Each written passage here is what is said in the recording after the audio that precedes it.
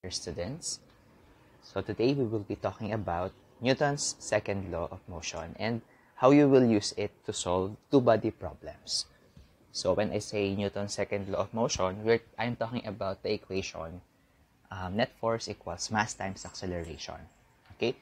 And then when I say two-body problems, there is usually a system of masses that is involved. So system of masses, for example, there are two boxes na magkatabi sila. So you have box A and then box B. And then you apply the force on box A. So syempre, both of them will move to the right or accelerate to the right.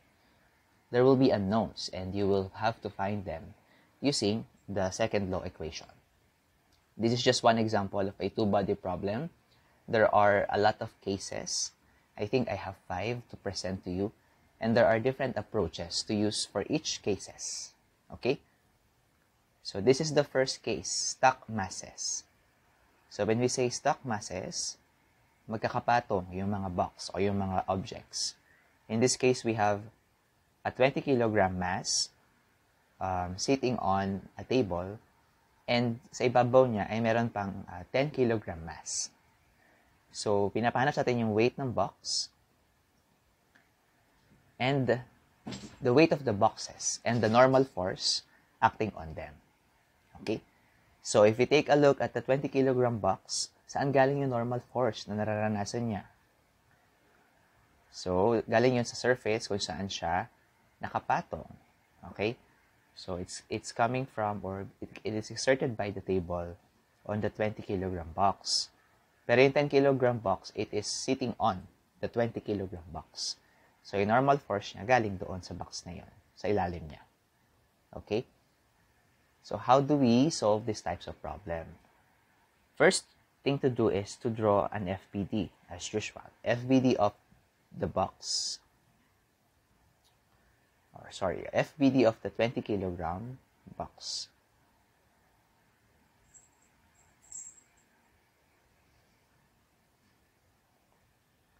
Okay, so as we have said, there's a normal force, no? So this normal force is equal and opposite in direction of the weight. Di ba yung weight lagi siyang downwards? But we're not only talking about the weight of the 20 kilogram box here. Remember, nakapatong sa kanya yung weight ng 10 kilogram box.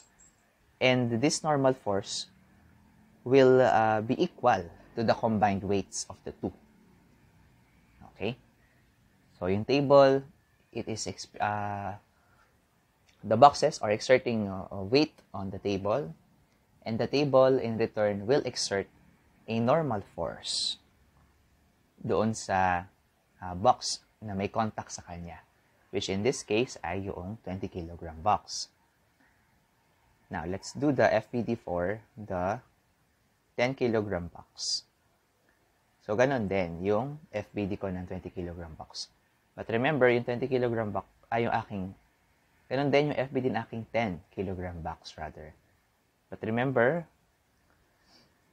ang normal force ay galing sa 20 kilogram box kung saan siya nakapatong. And of course, we are only considering its own weight. Okay? After drawing the free body diagram, pwede na tayong mag-sum ng forces. Ano? Some forces along the Y. Bakit along the Y? Hindi along the X? Kasi po, nandun yung ating mga forces nasa Y-axis. And wala namang na-apply na force along the X-axis. Diba? When I say sum the forces along the Y, or get the sum of the forces, I am asking you to list down all the forces na nakikita mo on the Y-axis. So, ano-ano yun? For the case of the 20 kilogram box, we have the normal force from the table and the combined weights, diba?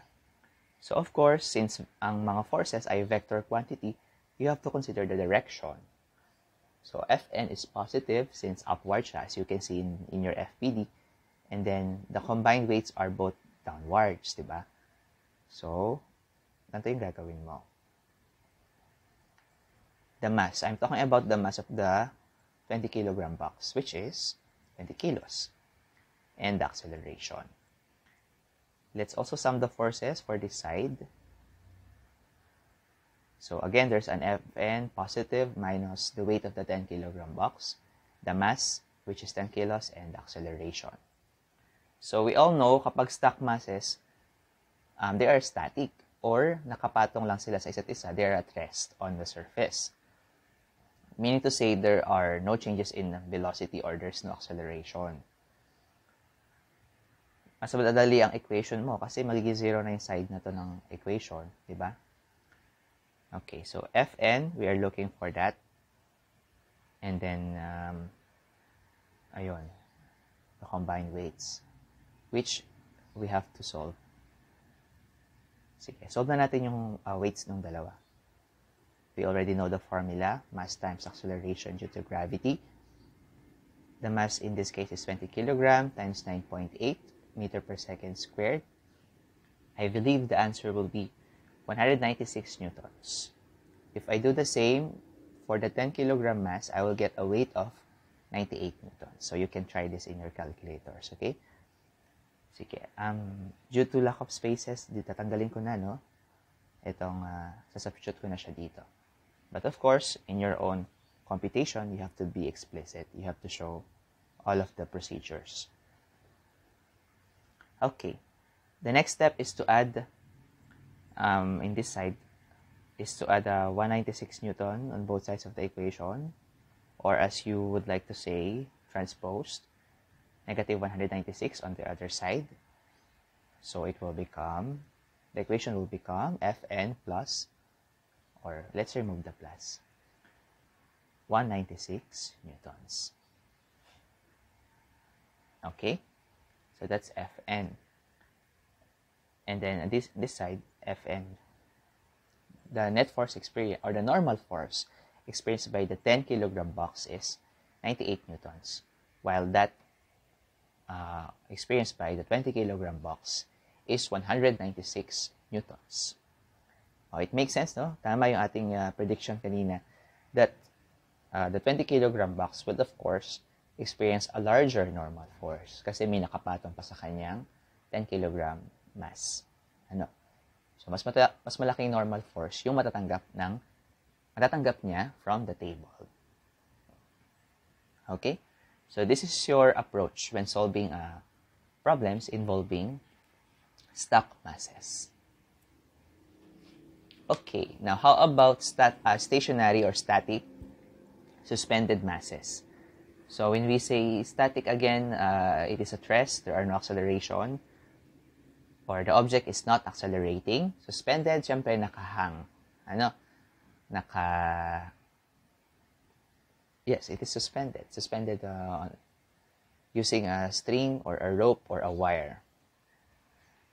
Now, in this case, we are talking about a 12 kilogram lantern. Siya daw ay nakatali from the ceiling gamit yung dalawang vertical wires, two vertical wires. What is the tension in each string? Sige. Maybe it will look like this, ano? If this is your ceiling. So now, how do we solve for these types of problems? So again, the first thing that you would do is to draw a free body diagram, FBD of the lantern.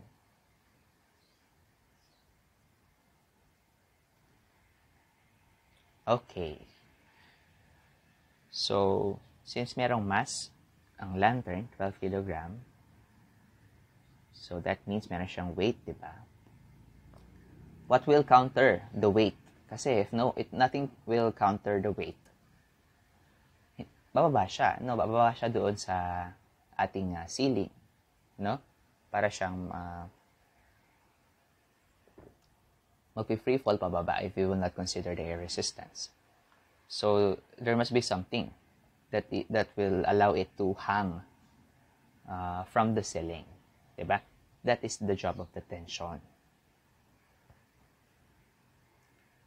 And then sinabi na there are two vertical wires. So, dalawang tension yung nararanasan ng object ng lantern. Dalawang upward force yung nararanasan niya. One for each wire. So let's say there are 2T. We will write 2T. Okay? So syempre, itong weight ng lantern ay paghahatian ng dalawang wires equally. Okay, that's why our answer here is 58.8 and 58.8. So pantay sila ng tension. Okay? The tension they're exerting on the 12 kilogram lantern will be equal. If there are 3 vertical wires, edi tatlong yung maghati-hati doon sa weight noong lantern. Okay? So let's sum forces along the Y again. So you have 2T, that's positive, minus the weight of the lantern, the mass of the lantern, and the acceleration it is experiencing, which is 0 kasi stationary siya, di ba? So again, your right side of the equation is much more simpler. Okay, 2T, we're looking for that. As you say, transpose the weight on the other side, it becomes positive W. Now, the weight is 12 kilogram times 9.8 meter per second squared. Actually, don't use a dot. Don't use a dot for multiplication. Nakalito kasi siya. Mukha siyang decimal point. Now, I believe 12 times 9.8 will be 117.6 newtons. Kilogram times meter per second squared is newtons. Divide both sides by 2. Ito na yung case na hinahati mo yung weight para sa dalawang wires. So, tension will now be equal to 58.8 newtons. Okay, so T1 and T2 is equal to 58.8 Newton. Okay, so very simple. Kapag hindi gumagalaw yung object, your solution would be very short.